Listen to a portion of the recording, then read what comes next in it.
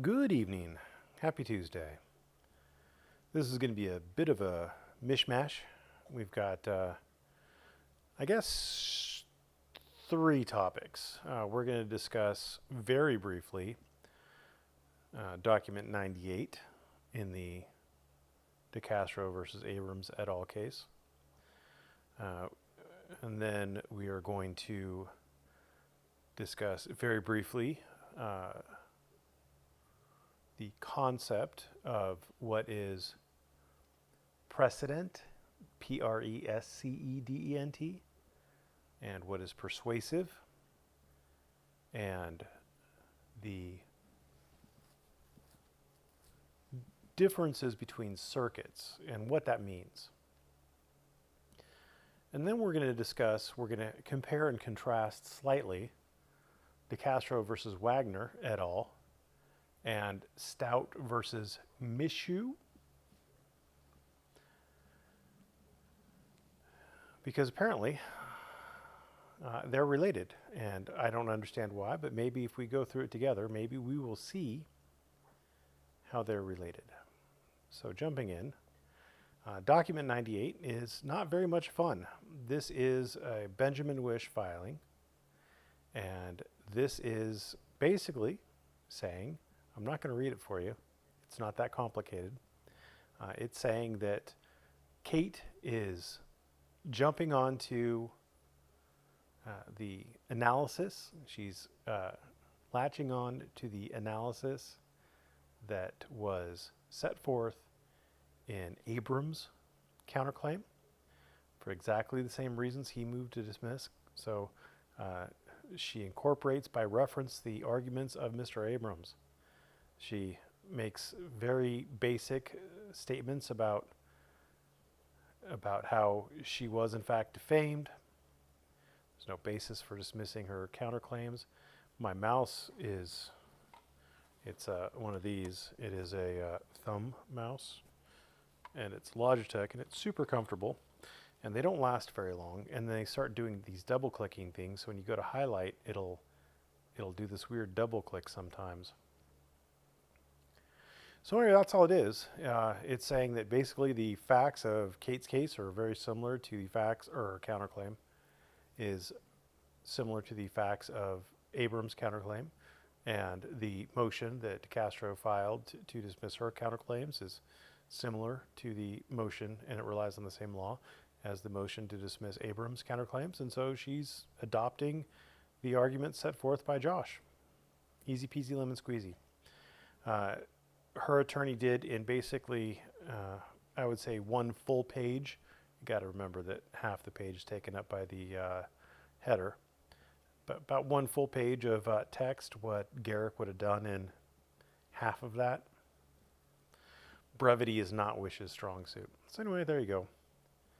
It's still a shit counterclaim, and the court might dismiss it just because it's a shit counterclaim.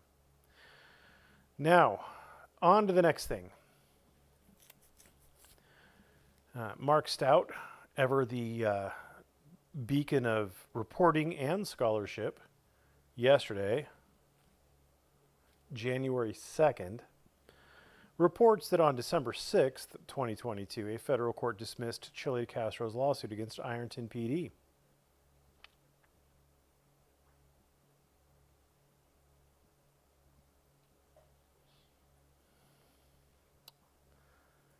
Ironton PD.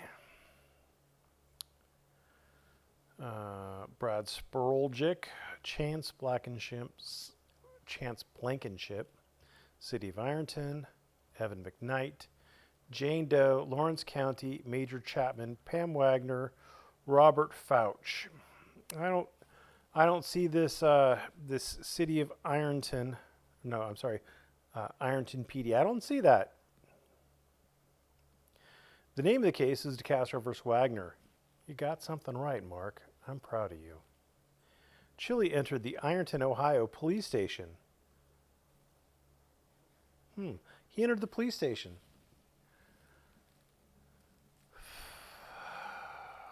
Old Rasputin, Russian Imperial Stout.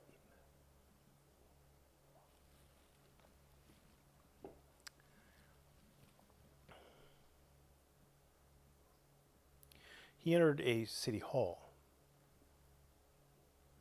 not a police station. Chili entered the Ironton, Ohio police station and refused to leave and stop filming after the station had closed for the day. I don't believe that anybody was concerned about him filming. Chili was arrested for trespassing. Yes, he was there after the building had closed. He was informed the building had closed. He decided to argue the point and was then arrested for being in a public building and refusing to leave after the public building had closed. I don't know what the outcome of Chili's criminal trespassing case was. Well, we don't either. Chili skipped out on his trial. He has a bench warrant out against him for failing to appear. However, Chili filed a federal lawsuit alleging that he was unlawfully arrested and that he had a right to film.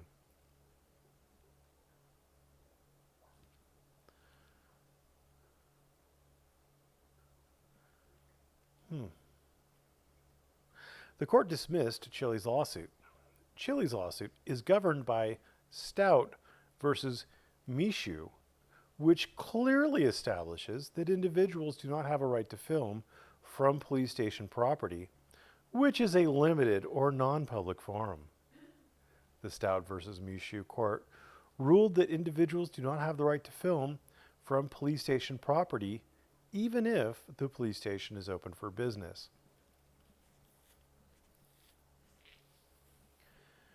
Stout versus Mischou is an unpublished memorandum, opinion, and order from the Eastern District of Virginia. The Eastern District of Virginia is located within the Fourth Circuit. The Fourth Circuit is basically Southern Carolina up to Maryland and west as far as West Virginia. West Virginia, Virginia, North Carolina, South Carolina, and Maryland. It's a fairly small circuit. Ohio, if I remember correctly, is Sixth Circuit. I think it's Sixth Circuit.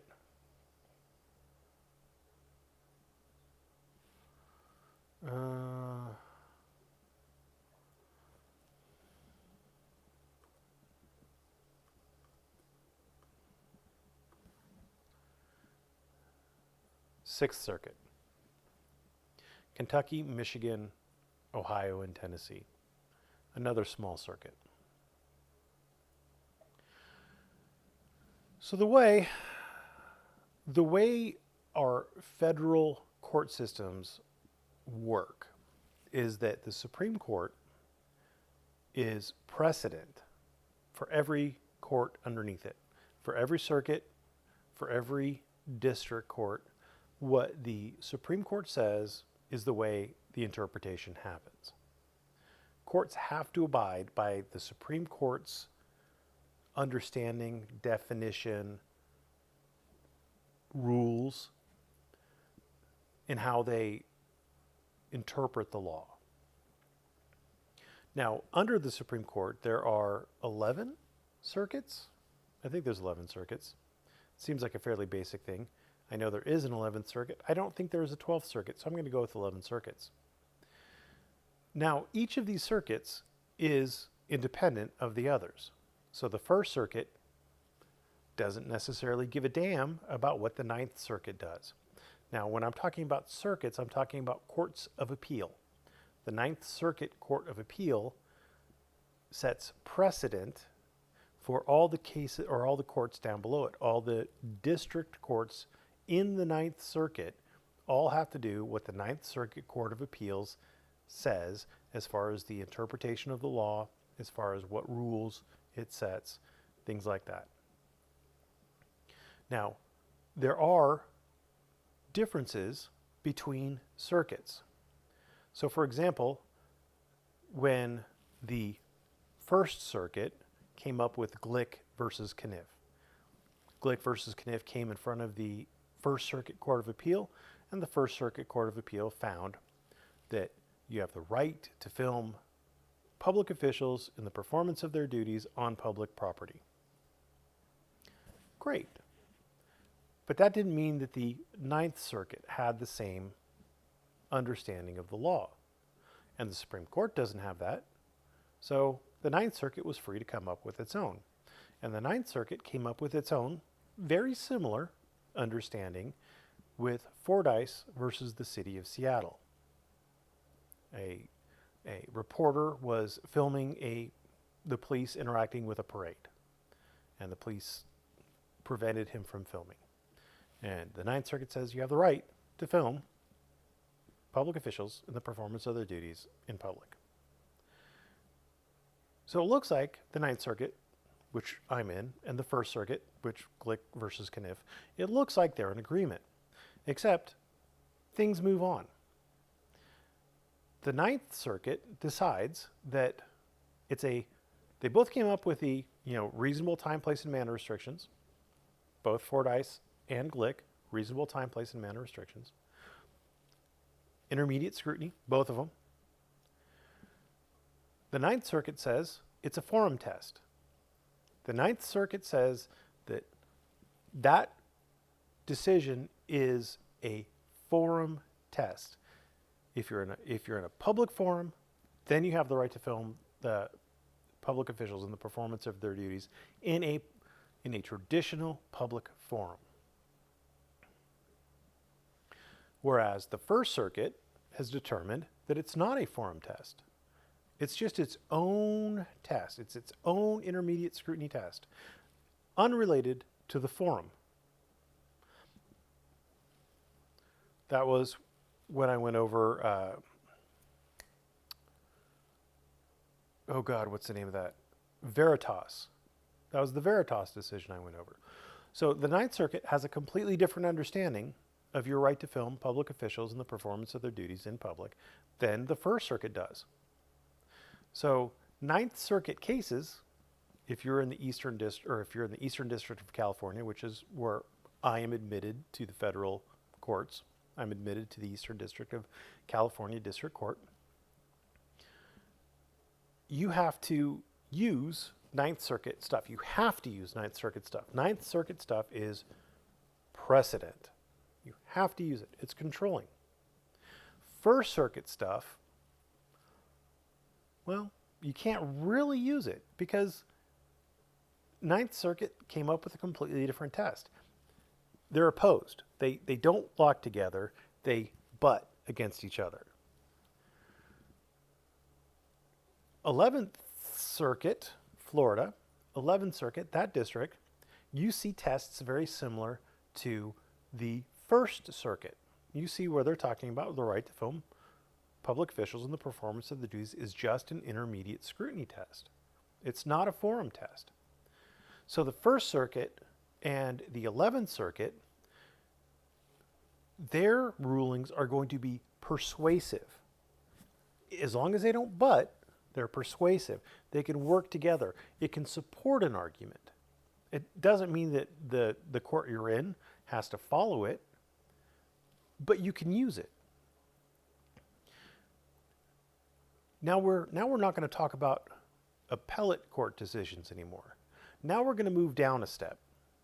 We're going to move down to district court decisions. They are never precedent. They are never controlling. Ever. They're not.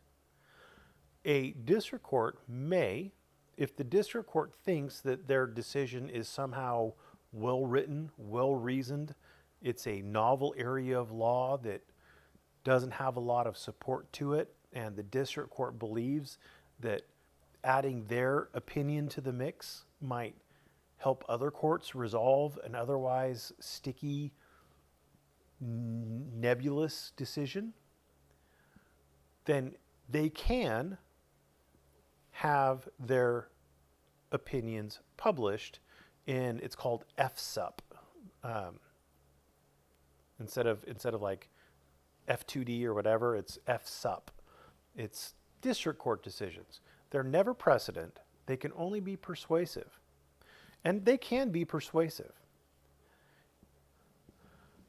But again, you're going to have to take a look at the circuit that they're in and what the guiding principles of that circuit are. And if their circuit is going to have different rules governing that particular situation than what your circuit has, then it's not even going to be precedent. You're not going to be able to use it because it can be distinguished too easy because they use the wrong law. They don't use the law for your circuit. Finally, you have things like the State versus Mischou. This is not published. The court didn't think this was worth fuck all.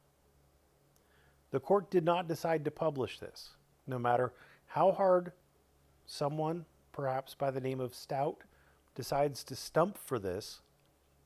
This is a last-ditch effort. If you are scraping the bottom of the barrel and you want something to support your argument, you might reach for something like Stout versus Mischou. Now, this isn't a slam at Stout or Mischou. This is just the court. This court did not think, this court was not writing this opinion to have it published. Yes, it did end up published, but you can see that it's not published. It's this 1:20-CV. This is the same kind of thing as this right here. And Decastro versus Wagner isn't published. The court did not think it was worth publishing. Nothing's novel here. Nothing's new here. This isn't some radical area of the law that hasn't been developed or established. There's case law on point. This case would not add anything to it.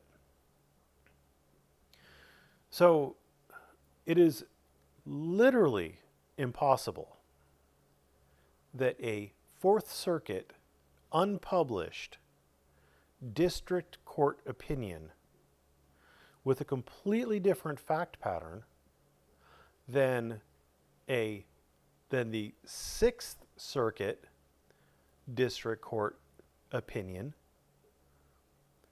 It is entirely impossible that the Fourth Circuit opinion would be governing that Sixth Circuit opinion.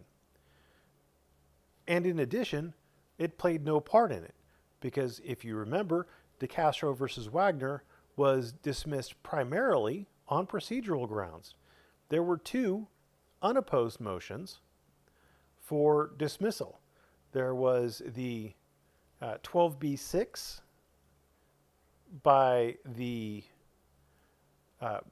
Blankenship, Ironton, and Fouch.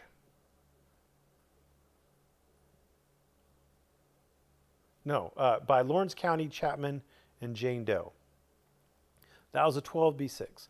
And then there was a motion for summary judgment on the that was filed by Wagner, Spoljarek, and Blankenship, McKnight, Fouch, and the City of Ironton, blah, blah, blah.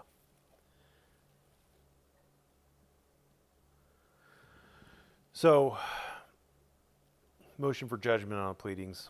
Anyway, so entirely different. Now, what was Stout versus Mischou? What was it and how was it decided? Well, let's read the memorandum opinion in order by Rossi D. Arlston, Jr., District Judge. This matter comes before the court on defendant Sergeant Mischou's and Lieutenant Bisec's, collectively defendants, motion to dismiss.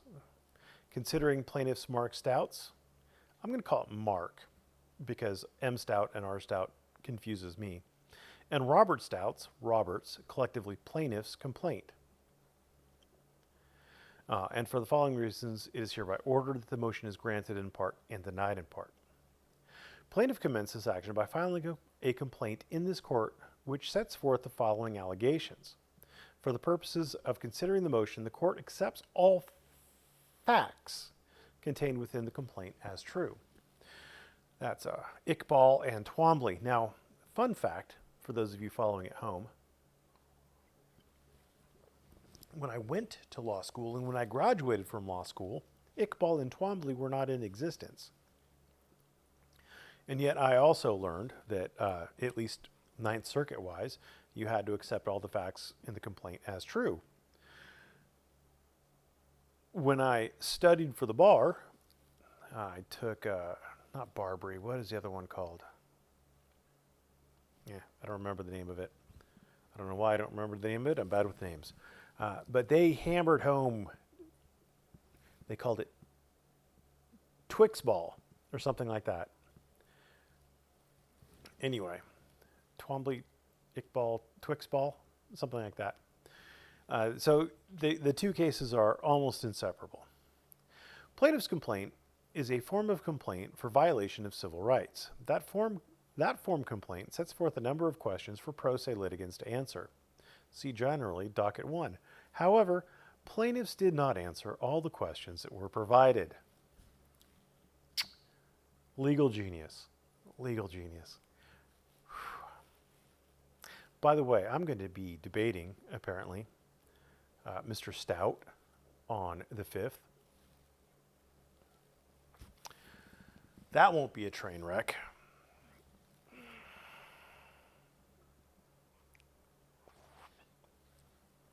It'll be the 5th at 6:30 Pacific or 9:30 Eastern.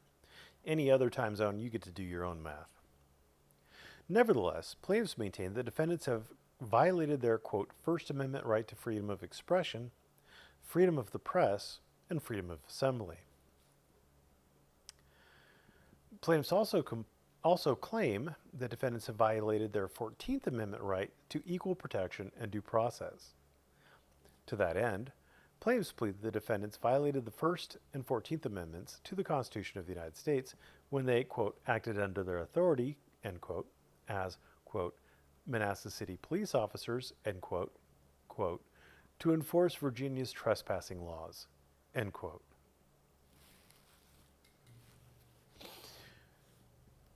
I have read this once previously, scanned through it really quickly,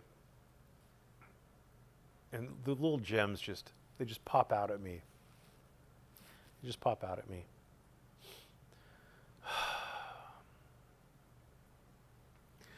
Mark seems really certain that the First Amendment and trespassing laws are inexorably twined. And if you're trespassed, it's a violation of your First Amendment. Or your First Amendment can't be violated if they trespass you? I'm not entirely sure. I'm not stupid enough really to comprehend. Though the form complaint provides a section for plaintiffs to specify whether they are bringing their claims pursuant to Bivens versus 6 unknown named agents of Federal Bureau of Narcotics or Section 1983, plaintiffs chose not to respond to that question. Section 1983, 42 U.S.C. 1983, gives you a cause of action against state and local actors. It does not give you a cause of action against the federal government or federal law enforcement. Bivens versus 6 unknown named agents of the Federal Bureau of Narcotics was a somewhat landmark decision where the Supreme Court, said basically that if federal agents violate your constitutional rights, then yeah, you could sue them. Now, Bivens has almost universally never been allowed since. And it's only there, the case only stands for the proposition that you can sue federal law enforcement for violating your constitutional rights. So if you're suing police officers, Manassas City police officers, it is or should be clear to the person filling out the form that you're suing under 42 U.S.C. Section 1983, which gives you the cause of action against state and local actors. If I say state, I mean the state and all the subdivisions of the state, county, city officials, agents, employees, officers, law enforcement, what have you. Plaintiffs contend that the actions giving rise to their claims occurred on December 17th, 2019, when they were, quote, present on the police department's public sidewalk, end quote, in Manassas, Virginia. Plaintiffs allege that they, quote, stood right outside, but on the publicly accessible side of the security gate that separates the publicly accessible area of the parking lot from the restricted area that houses police vehicles and police equipment. Plaintiffs specify they were standing there to, quote, capture a police officer on camera and, quote, flex their constitutional rights against the police.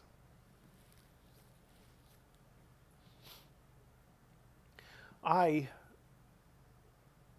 wish that First Amendment auditors would talk to local attorneys, spend some of those YouTube dollary dues, and get a rudimentary understanding of what their First Amendment rights are before they go out there and they try to flex them.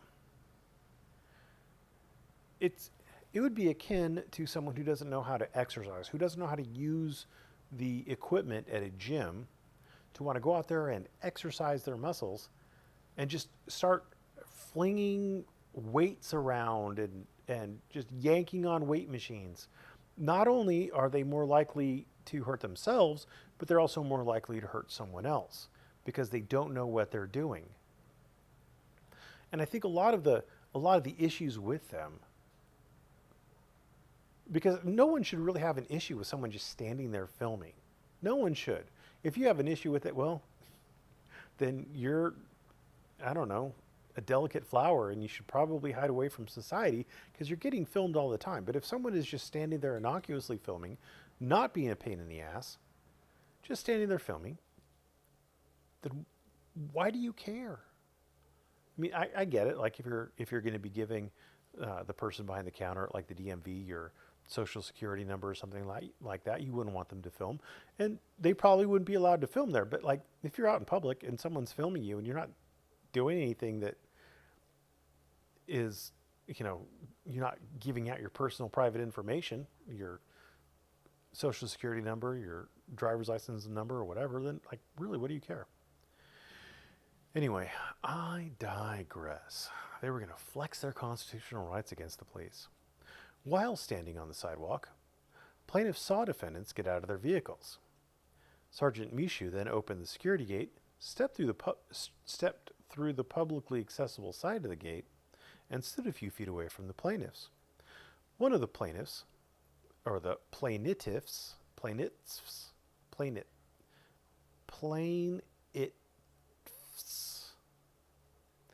and plaintiffs do not specify which one, told Sergeant Mischou that he was not detaining plaintiffs, but that their encounter was consensual. Well, if they said it was so, it must be so.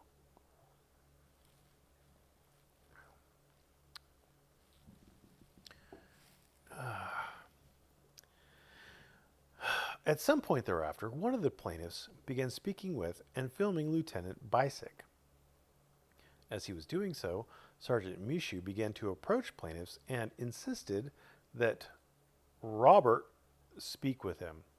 When Robert approached Sergeant Mischou to talk with him, Sergeant Mischou told Robert not to, quote, circle around him, end quote. Circle around, end quote, him. Plaintiffs allege that at some point,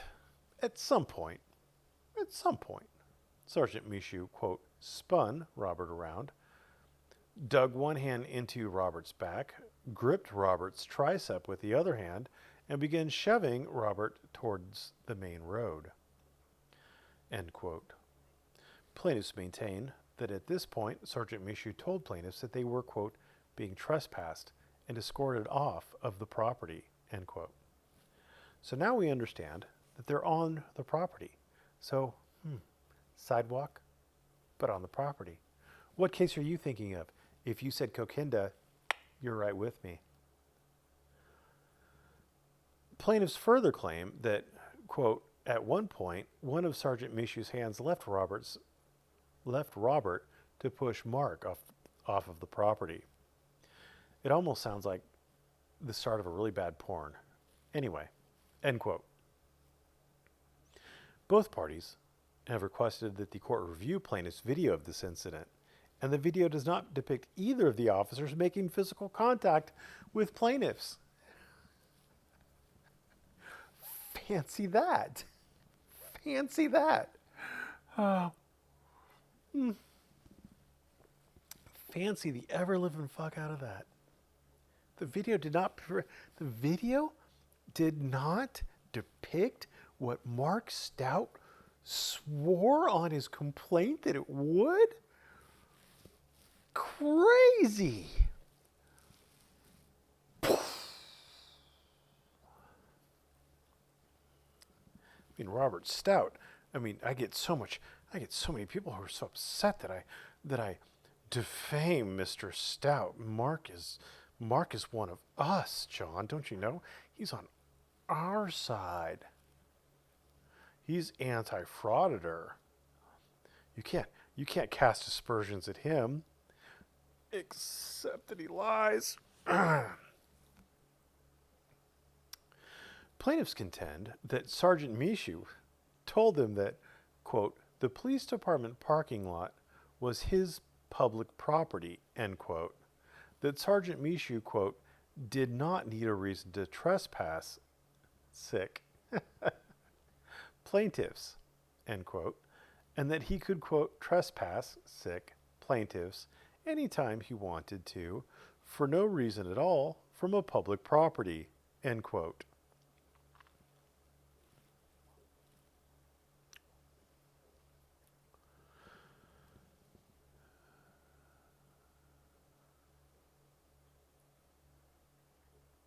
There was City of Chicago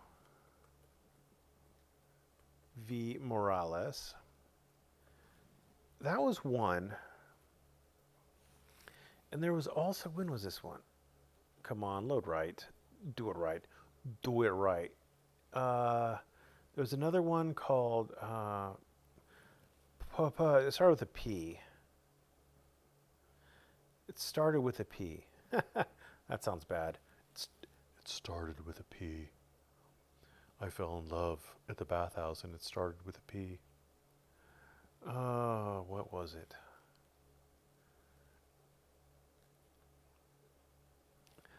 It was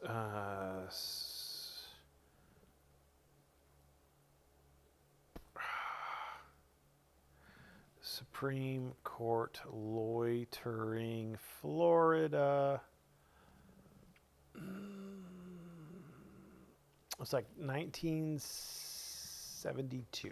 We're going to go with that. Papa Christu. Papa Christu is close enough. That's what it is. It's Papa Christu.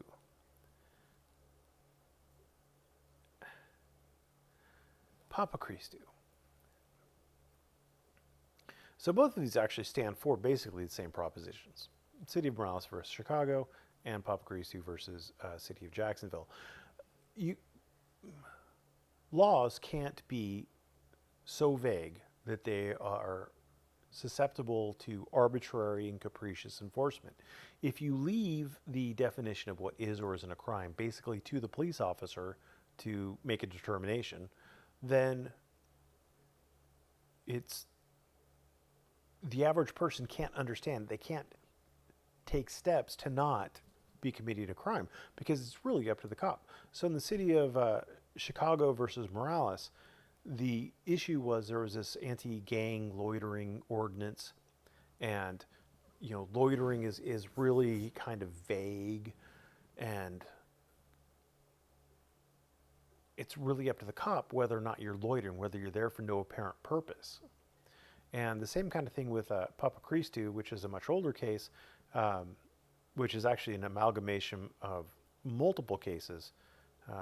There's like 6 or 7 cases, but basically they all boil down to the same thing. If there is no like clear definition of the crime, then it's vague. It's unconstitutional for being vague. And another thing is that you have the right to be in public places. You have a substantive due process right to be in a public place. If it's open to the public, you have a right to be there. Now, that's not an unlimited right. You can forfeit your right if you fail to follow the policies of that place, if you commit a crime there, things like that. But then in order to take your right to be there away from you, they have to give you notice and an opportunity to be heard. And ultimately what this boils down to is Stout actually had, at least as far as he pled and as far as the court is recapping what he pled, he actually had a much better cause of action than what he actually pled, because he's not smart enough to realize what he actually had. If Sergeant Mischou actually said that he didn't need a reason to trespass a plaintiff, and that he could trespass a plaintiff at any time he wanted to for no reason at all from a public property, that if there is such a law that allows him to do that, they could challenge that law for being void for vagueness. If there's not such a law allowing him to do it, well, then there's your 42 USC 1983. If he actually trespassed them, if he said, you are no longer allowed to be here, and if you show up here, I'm going to arrest you for criminal trespass, then there's a cause of action there. That's 42 USC 1983. So either they can go after the statute or whatever policy allows him to do that as being void for vagueness, if he doesn't need a reason at all to trespass them. Obviously, there's nothing they could do to prevent themselves from being trespassed if Sergeant Mischou doesn't like them. Void for vagueness. It's arbitrary and capricious. Void for vagueness.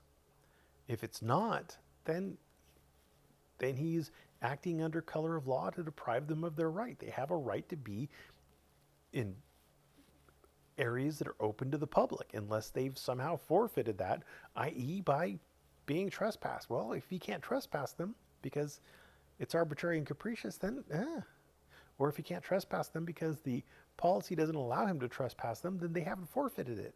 So he's depriving them of their rights. Anyway, this is why people hire attorneys. This is why people don't hire jailhouse attorneys who go to paralegal school. I mean, this is literally why you don't do that, because they don't know. They don't have the understanding. Most people don't. I mean, I'm not necessarily holding this against Mark. I mean, he's not a bright boy, but he's pretending to be an expert on legal matters, and he's clearly not. And you're like, well, you don't like it when people use clearly. Well, I am literally going through the steps of showing you why he's not. A plus B plus C plus D, everything adds up to Mark Stout doesn't know his asshole from his elbow when it comes to the law.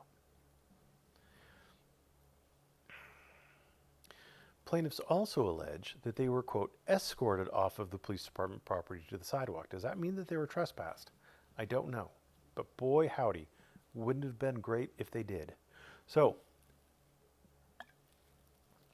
let's put two and two together. They said they were on a sidewalk. They were standing on the sidewalk. While standing on the sidewalk, right there. While standing on the sidewalk. Plaintiff saw defendant. Because remember, they were on the publicly accessible side. They were present on the police department's public sidewalk. But now they were escorted off the police department property to the sidewalk.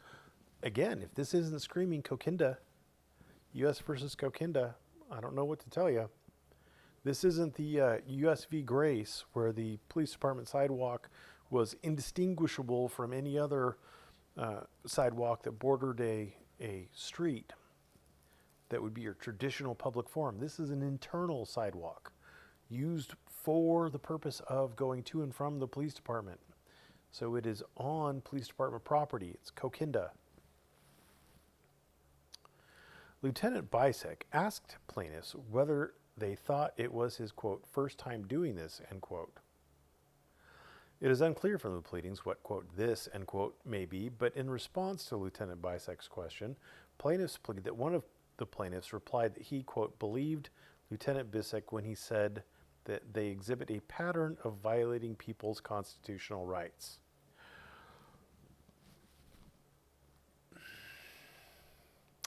I don't know how to respond to that. Thank God I don't have to. Plaintiffs also allege that at some point, quote, an unknown officer stepped from feet away to place his face inches away from, end quote, one of the two plaintiffs' camera lenses? One of the two plaintiffs' camera lens, whatever, and asked that plaintiff, quote, what it mattered whether he got in his face or not, end quote. Plaintiffs recall that Lieutenant Bisek observed the, quote, entire incident, end quote. Plaintiffs aver that in this situation, Lieutenant Bisek supervised, in quotes, Lieutenant Mischou, quote, as the department's designated official placed in charge of officer training, end quote.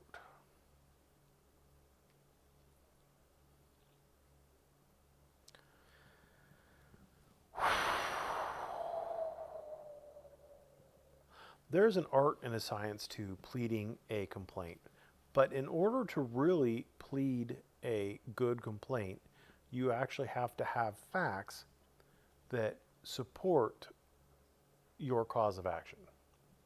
I know Mark seems to believe that you can just plead anything. Just plead anything. I mean, just throw whatever you want to on that paper, and boom, away you go to the races. Except it doesn't work that way. I mean, just getting past the 12B6 doesn't do anything for you. Eventually you're going to be faced with having to prove these things. Theoretically, you might be in a better position to settle, which, I mean, there's always settlement value to a case. Even if it's pure shit, there's always settlement value to the case. And if you get past the 12B6, maybe there's a little bit more settlement value, and they might be willing to settle with you instead of taking it to trial.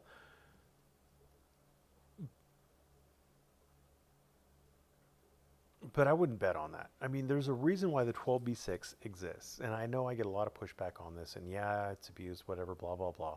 It's not perfect. Hey, guess what, kids? It's not perfect. I never said it was perfect.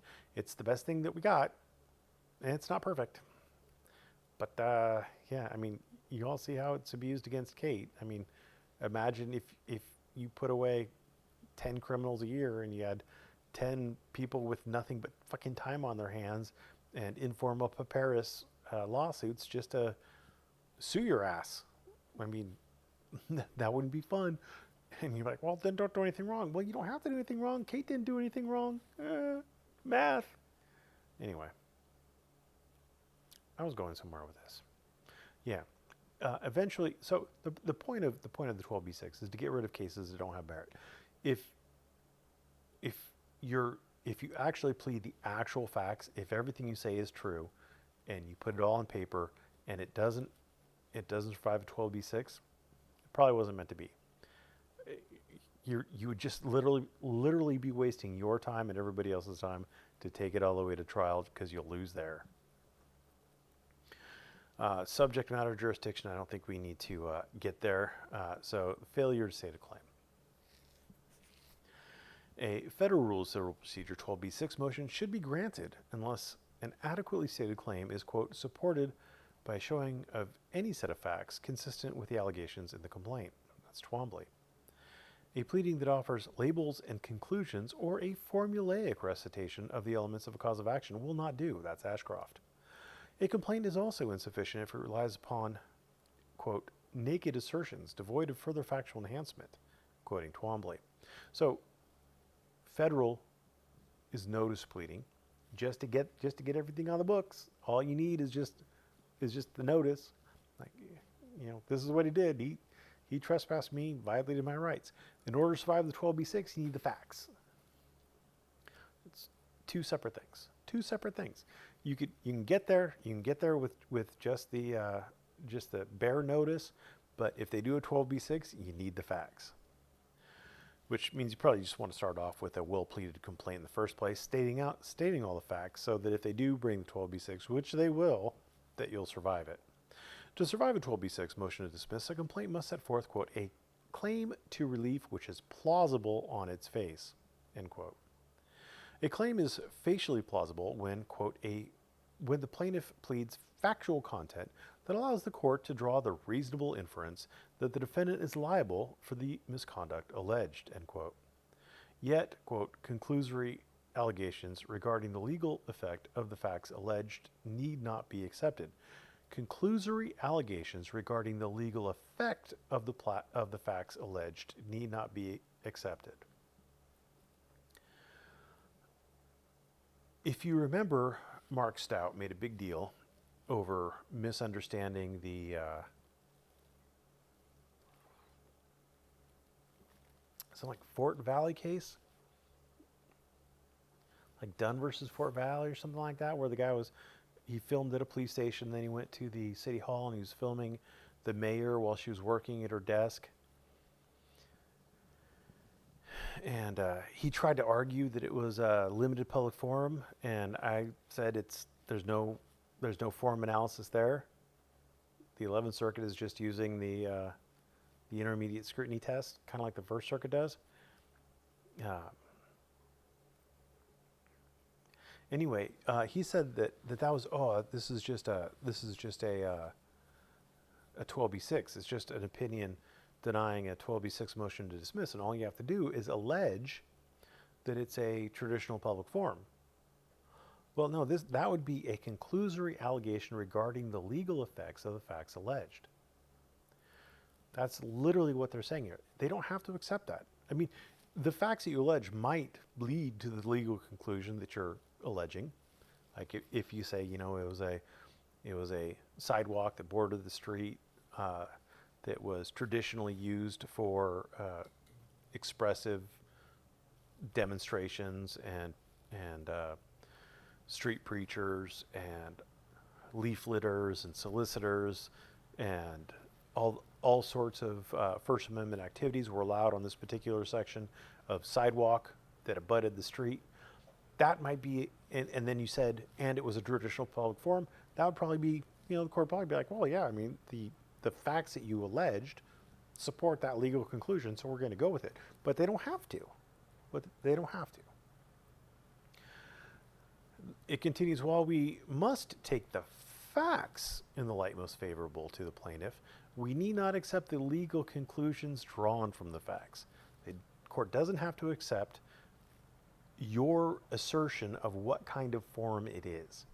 Similarly, we need not accept as true unwarranted inferences, unreasonable conclusions, or arguments. In considering a 12b6 motion, the court must construe the complaint in the light most favorable to the plaintiff, read the complaint as a whole, and take the facts asserted therein as true. In addition to the complaint, the court may also examine documents incorporated into the complaint by reference, and matters of which the court may take judicial notice. It sounds exactly like what I was saying. Interesting. Freaking weird how I'm saying exactly the things that this court is saying, this court was saying in 2021. I was saying it in December of 2022, and Mark wasn't understanding it in December of 2022. And it's his name on the case. Freaking weird.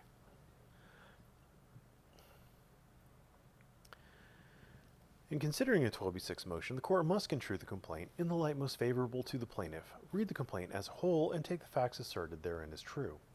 In addition to the complaint, the court may also examine documents incorporated into the complaint by reference and matters which a court may take judicial notice.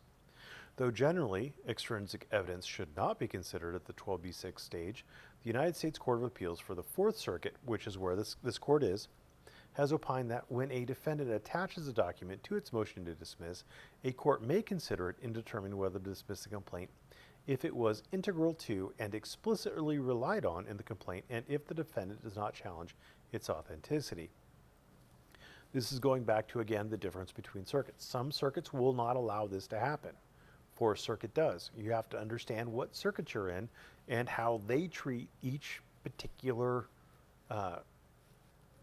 facet of the law and of procedure. Further, this court has recognized that a document is integral to the complaint where it is significantly related to a cause of action, and it is authentic when it is not in dispute by an opposing party. Now, this is an interesting one. This is a unpublished decision. They use a Westlaw site, which is interesting. But this is the Eastern District of Virginia. And I have a feeling that it's using it because this is in the Eastern District of Virginia. Interesting. While pro se litigants cannot be expected to frame legal issues with the clarity and precision ideally evident in the work of those trained in law, neither can district courts be relied to conjure up and decide issues never fairly presented to them. Again, this is an Eastern District of Virginia opinion, and is quoting a Fourth Circuit Court of Appeals decision.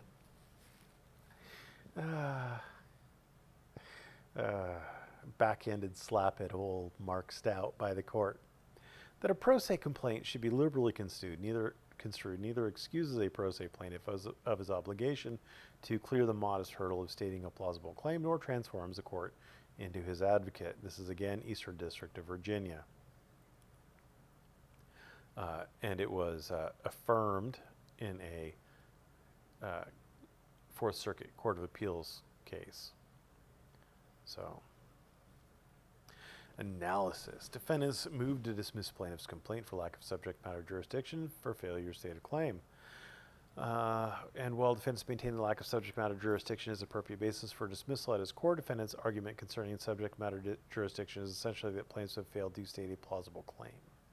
Nevertheless, court observes plaintiffs have not chosen to complete the portion of their form complaint that required them to specify the basis for subject matter jurisdiction. The form complaint provides that anyway, so he fucked up and didn't check the goddamn box. Yet dismissal is nevertheless appropriate in the instant case because plaintiff's complaint lacks a sufficient factual basis to infer a plausible, notice it's italicized, not a plausible 1983 claim against defendants.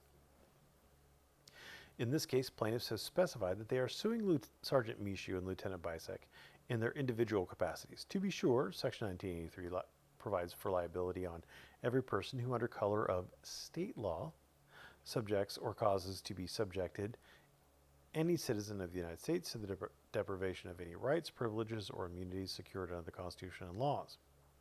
Again, citing a Fourth Circuit case. Isn't that weird?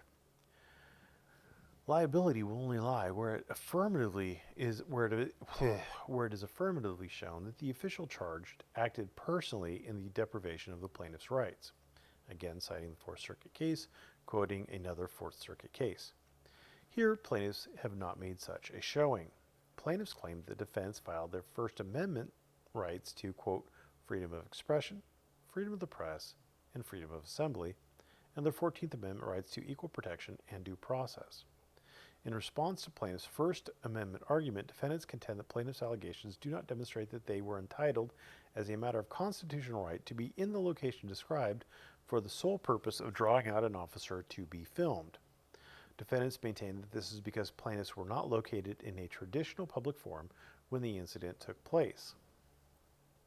In response, plaintiffs, this would be the Stouts, erroneously argue, that means that their argument was flawed, that they had the ability to, quote, wander anywhere and everywhere they wanted to around the police station for any reason and behave just like the police do.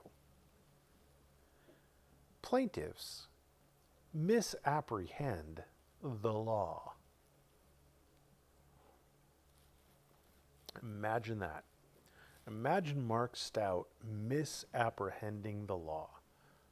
Who would have thunk it? I certainly would never have thunk it. He's a legal freaking genius. Have you seen that he lives in his mom's garage in a tent? And he has a certificate from the jail? Whew. Or was it prison? Am I going to get 1,000 comments about how it was from the prison and not the jail?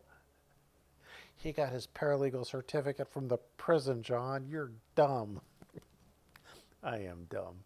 Indeed, in places which by long tradition or by government fiat have been devoted to assembly and debate, remember that or by government fiat. Because remember, just because someplace might not be a traditional public forum, the government can still say, yes, this is a designated public forum, have fun, it's a free speech zone. In places which by long tradition or by government fiat have been devoted to assembly and debate, the rights of the state to limit expressive activity are sharply circumscribed. The Supreme Court has provided an example of such a place. In that case, the court described that the streets and parks which have immemorially been held in trust for the use of the public and, time out of mind, have been used for purposes of assembly, communicating thoughts between citizens, and discussing public opinions. Now notice it is streets and parks which have immemorially been held in the trust for the use of the public and have been used for the purposes of assembly, right? This is not a highway or a freeway. Remember that. It's not a highway or a freeway. These are the streets and parks that have been used for assembly.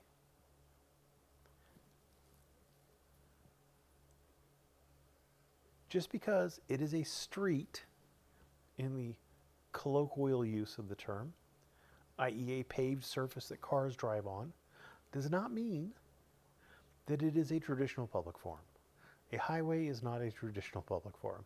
A freeway is not a traditional public forum. I just want to be clear about that.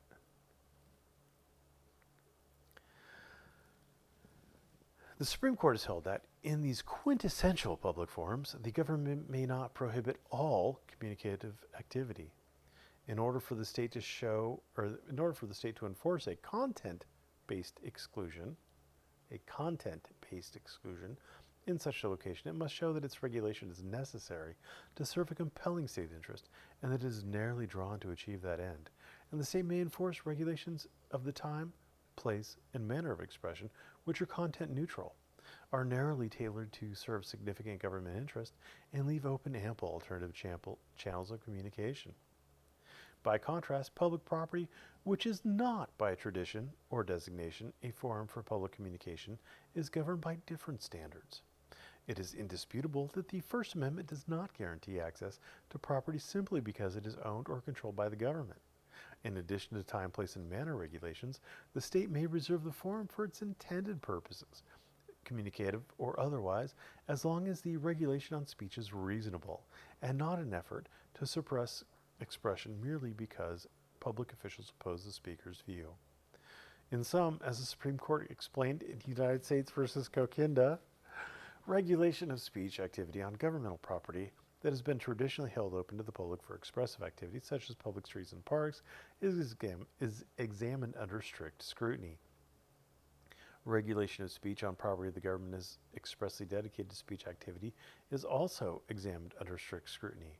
But regulation of speech activity where the government is not dedicated its property to First Amendment activity is examined only for reasonableness.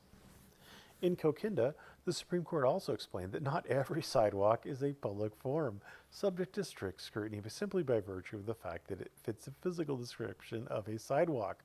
Rather, the location and purpose of a publicly owned sidewalk is critical in determining whether such a sidewalk constitutes a public forum.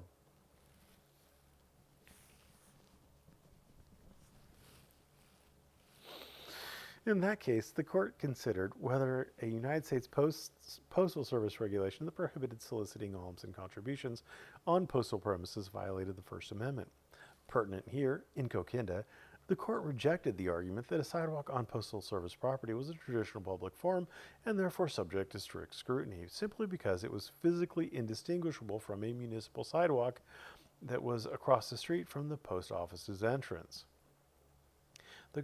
The court found this argument unpersuasive because the mere physical characteristics of the property in dispute cannot dictate forum analysis. Rather, the court found that the postal sidewalk at issue in Coquinda did not have the characteristics of public sidewalks traditionally open to expressive activities. Unlike a traditional public passageway, the Postal Service sidewalk, considered in Coquinda, led only from the parking area to the front door of the post office. Therefore, the court reasoned the postal sidewalk was constructed solely to assist postal patrons to negotiate the space between the parking lot and the front door of the post office, not to facilitate the daily commerce and life of the neighborhood or city. As the Coquinda court noted, the Supreme Court held that even though a military base permitted free civilian access to certain unrestricted areas, the base nevertheless was a non-public forum, and the presence of sidewalks and streets within the base did not require a finding that it was a public forum. In the case at bar, plaintiffs allege that they were standing on the public sidewalk, and in a conclusory fashion, like saying all city halls are limited public forums. That would be a statement in a conclusory fashion. Describe that area as one that historically and at the time of the incident was designated for public access. Plaintiffs further explain that the place they were standing on was the publicly accessible side of the police station's security gate that separates the sidewalk where plaintiffs were standing from the restricted area that houses police vehicles and police equipment. Plaintiffs' characterization of the area as a public sidewalk that was designated for public access constitutes a legal conclusion that need not be accepted. You remember when Mark Stout was saying that all you had to do was just allege in your complaint that a courthouse or a city hall was a non-public forum and you could survive the 12b6 motion. Do you remember when he said that? Is it striking any nerves now? Is it ringing any bells that he was dead fucking wrong and stupid and I was right and he was wrong? Is anybody picking this up? Are you picking up what I'm putting down? Are you picking up what the Eastern District of Virginia was putting down? Citing Abrams versus Havel, a Fourth Circuit decision. Yet, plaintiff's factual description of the area, not their legal conclusion, but their factual description of the area as the side of the police station's security gate that separates the sidewalk where the plaintiffs were standing from the restricted area that houses the police vehicles and police equipment is entitled to a presumption of truthfulness at this stage of the litigation. Moreover, this description is supported by plaintiff's video of the incident. My. And taking these facts as true, it is not clear that the area just outside of the security gate of the police parking lot at the police station is quote a quote place which by long tradition or government fiat has been devoted to assembly and debate. The rights of the state to limit expressive activity are sharply circumscribed, end quote. So what the court here is saying is that you actually have to establish facts, and you didn't. You didn't show that this is a traditional public forum by facts. You can't just say it. You got to show it. Simply because there was a sidewalk present in that area does not indicate that any content-neutral regulation of speech in that area should be subject to strict scrutiny. At best, the area in which plaintiffs were standing quote, was constructed solely to assist police station patrons to negotiate the space between the parking lot and the police station.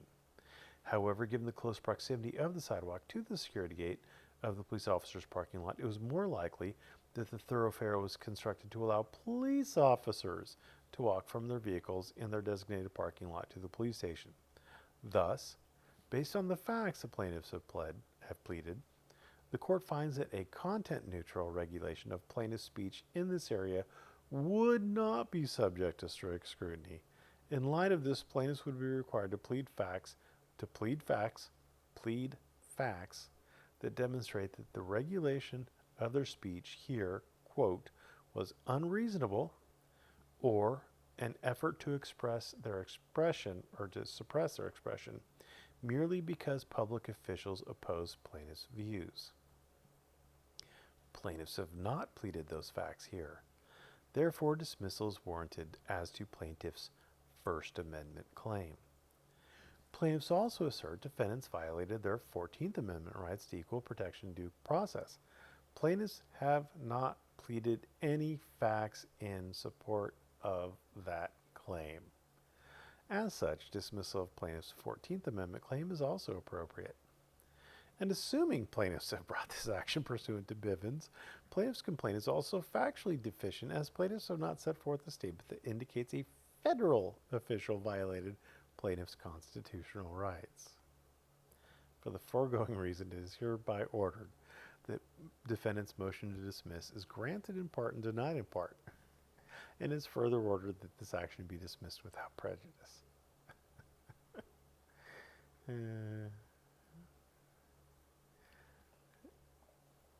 Defendants urge this court to consider plaintiff's video recording of the incident as, according to defendants, it reveals plaintiffs were not standing in an area opened by tradition or designation to the public for expressive activity. Considering the standard of review for 12b6 motions, the court finds that review of the video appropriate under the circumstances here. Plaintiffs believe they were at a location in dispute in order to capture a police officer on camera, and the facts in the complaint describe the plaintiffs recording the video. Thus, the court finds that plaintiffs have incorporated the video that they recorded into their complaint by reference, and the video is integral to the complaint as it's significantly related to this cause of action. And here, plaintiffs do not challenge the authenticity of the video. Instead, they invite the court to consider the video. In light of this, the court will consider the video in deciding the motion. Good old Mark Stout. Anyway. Now, what in Stout versus Mischou has anything to do with Decastro versus Wagner? I don't know. It was the motions were granted based on the non-opposition of Decastro, and we have yet to see whether the court's going to do anything about that. Also on Abrams, the court hasn't done anything. We haven't seen anything since the 27th of December. So we're going to see what the courts decide both in Wagner and Abrams. So that'll be interesting. That'll be a good time. Anyway, I hope I've entertained you. I love stupid people doing stupid things sometimes. Thanks for watching. Have a great day.